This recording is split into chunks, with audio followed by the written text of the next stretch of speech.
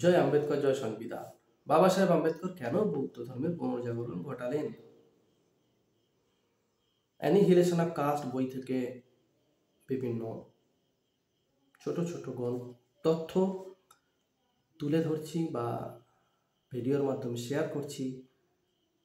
আজ তারই একটা গল্প বা ব্যাখ্যা। বাবা সাহেব অ্যানিহিলেশন অফ কাস্টে কি লিখেছে ছোট করে জাস্ট পড়ে শোনাবো।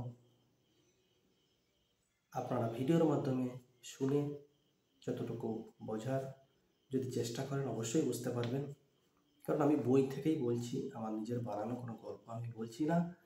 আশা করি বোঝার চেষ্টা করবেন আমাদের বহুজন সমাজের মানুষরা।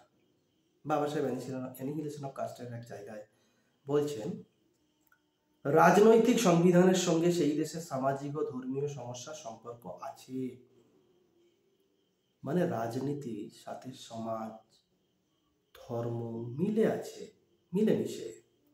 এই সত্য প্রতিষ্ঠিত করার সমর্থনে আমি যে সমস্ত উদাহরণগুলির সাহায্য নিয়েছি সেই উদাহরণগুলি অত্যন্ত বিশেষ ধরনের উদাহরণ বলে মনে হতে পারে, কিন্তু তাই বলে একথা মনে করা উচিত হবে না যে রাজনৈতিক সমস্যার উপর সামাজিক ও ধর্মীয় সমস্যার প্রভাব খুব সীমাবদ্ধ। এটা উচিত হবে না। অপরপক্ষে ইতিহাস এই সত্য প্রতিষ্ঠিত করে যে কোনো দেশের রাজনৈতিক বিপ্লবের আগে সেই দেশে সামাজিক ও ধর্মীয় বিপ্লব ঘটে থাকে। ইউরোপে লুথারের নেতৃত্বে ধর্মীয় সংস্কার আন্দোলন ইউরোপের মানুষের রাজনৈতিক যুক্তির অগ্রদূত হিসাবে কাজ করেছিল। মানে মার্টিন লুথার কিং, তার নেতৃত্বে ধর্মীয় সংস্কার আন্দোলন আগে হয়েছে, তারপরে রাজনৈতিক আন্দোলনে সফলতা এসছে। ইংল্যান্ডে পিউরিটান নামক ধর্মীয় আন্দোলন রাজনৈতিক স্বাধীনতা সংস্থাপনার পথ দেখিয়েছিল।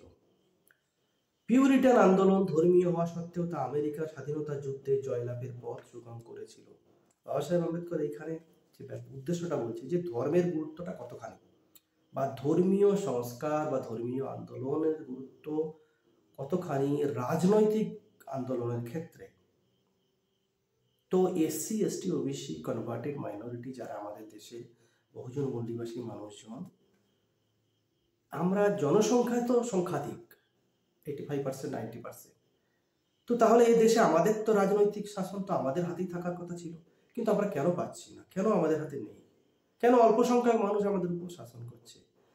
বাবা সাহেব আম্বেদকর অ্যানিহিলেশন অফ কাস্টে এই ব্যাখ্যা দিয়েছেন যে স্বতন্ত্র ধর্মীয় আন্দোলন রাজনীতিতে কত বড় গুরুত্ব রাখে। তো বাবা সাহেব আম্বেদকর কেন বৌদ্ধ ধর্মের পুনরুজ্জাগরণ ঘটালেন, কেন বৌদ্ধ আন্দোলন আনুষ্ঠানিকভাবে শুরু করলেন, বোঝার বিষয় আছে যে যতদিন না এই যে বহুজন সমাজ যাদেরকে হাজার হাজার জাতিতে বিভক্ত করা হয়েছে, 6,500 উপর জাতিতে ভাগ করা হয়েছে এসসি এসটি ওবিসিদের, বাবা সাহেব এসসি এসটি ওবিসি 3টে সাংবিধানিক আইডেন্টিটি দিয়েছে, কিন্তু এদের আসলেই তো এদের মধ্যে 6,500 কাস্ট একে অপরের সঙ্গে লড়াই করছে।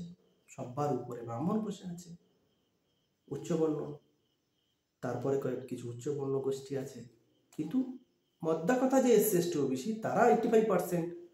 তো এরা তো কয়েক হাজার জাতে ভাগ হয়ে নিজেদের মধ্যে লড়াই করছে, তো এদের রাজনৈতিক স্বাধীনতা আসবে কি করে? এখান থেকেই পাওয়া যাচ্ছে। বাবা সাহেব উদাহরণ দিয়ে ব্যাখ্যা দিচ্ছেন যে ইতিহাসে প্রমাণ যে রাজনৈতিক আন্দোলনের আগে ধর্মীয় এই আন্দোলনগুলো হয়েছিল। মুসলিম সমাজের ক্ষেত্রেও একই সত্য। পয়গম্বর হযরত মুহাম্মদের নেতৃত্বে ধর্মীয় বিপ্লবের ফলে পরবর্তীকালে আরবের মুসলমানরা রাজ শক্তি লাভ করেছিল। এমনকি ভারতের ইতিহাসেও একই সিদ্ধান্তকে সমর্থন করে। চন্দ্রগুপ্তের নেতৃত্বে ভারতে রাজনৈতিক বিপ্লবের পূর্বে বুদ্ধের নেতৃত্বে ভারতে ধর্মীয় সামাজিক বিপ্লব ঘটেছিল। কত সুন্দর ঐতিহাসিক প্রমাণ যে ভারতবর্ষে যে মৌর্য শাসন প্রতিষ্ঠা হয়েছিল, বাবা সাহেব বলছে যে তার আগে বুদ্ধের নেতৃত্বে ধর্মীয় আন্দোলন হয়েছিল। বুদ্ধ কোনো ঈশ্বর নয়, বুদ্ধকে যে ঈশ্বর বলে প্রচার করা হয়েছে, ব্রাহ্মণ্যবাদীরা বুদ্ধকে ঈশ্বর বানিয়ে দিয়েছে, বিষ্ণুর অবতার বানিয়ে দিয়েছে, বা বুদ্ধকে ঋষিমুনি বানিয়ে দিয়েছে। না, বুদ্ধ ধর্মীয় আন্দোলন করেছিলেন, সংস্কার করেছিলেন ধর্মীয়। সেটাই আম্বেদকর বলছেন। তারপরেই চন্দ্রগুপ্তের নেতৃত্বে মৌর্য শাসন প্রতিষ্ঠা হয়েছিল। আরো উদাহরণ দিচ্ছে বাবা সাহেব, মহারাষ্ট্রে শিবাজির নেতৃত্বে রাজনৈতিক বিপ্লবের পূর্বে কিছু সন্তের নেতৃত্বে সেখানে ধর্মীয় আন্দোলন হয়েছিল, ধর্মীয় সংস্কার আন্দোলন হয়েছিল। এরপরে বাবা সাহেব আরো একটা উদাহরণ দিচ্ছেন, পাঞ্জাবে শিখ জাতির নেতৃত্বে রাজনৈতিক বিপ্লবের পূর্বে গুরু নানকের নেতৃত্বে সেখানে ধর্মীয় ও সামাজিক বিপ্লব ঘটেছিল। তার মানে ইতিহাসে কতগুলো প্রমাণ। যদি না এই বহুজন মূল্যবাসী সমাজের নিজস্ব ধর্মীয় আইডেন্টিটি থাকে, নিজেদের ধর্মীয় শক্তি যদি না থাকে, ধর্মীয় ইউনিটি যদি না থাকে, তো এরা রাজনৈতিক সফলতা পাবে না। পরিষ্কার বোঝা যাচ্ছে, পরিষ্কার প্রমাণ যে বাবা সাহেবের বৌদ্ধ আন্দোলন বাবা সাহেব কেন করেছিলেন। আমরা তো এই দেশের বহুজন সমাজ, দেশের শাসক হওয়ার কথা বলি, কি করে হবে? হিন্দুত্ববাদের মধ্যে থেকে, হিন্দু ধর্মের মধ্যে থেকে, যেখানে ব্রাহ্মণ আপার কাস্ট লোকরা সামাজিক ব্যবস্থায় উপরে, তাদের নিয়ন্ত্রণে, তাদের নিচে পড়ে থেকে আমরা রাজনৈতিক সংস্কার মানে রাজনৈতিক আন্দোলন সফল করতে পারবো? কখনোই সম্ভব নয়। বাবা সাহেব উদাহরণ দিয়ে প্রমাণ দিয়ে দিয়েছেন। তারপরে বাবা সাহেব বলছেন, আর অধিক উদাহরণ যোগ করা নিষ্প্রয়োজন। উপরিউক্ত উদাহরণগুলি এটাই সত্য প্রমাণ করে যে কোনো দেশের মানুষদের রাজনৈতিক অগ্রগতি হওয়ার পূর্বে সেই দেশের মানুষের মন ও দৃষ্টিভঙ্গির পরিবর্তন হওয়া দরকার।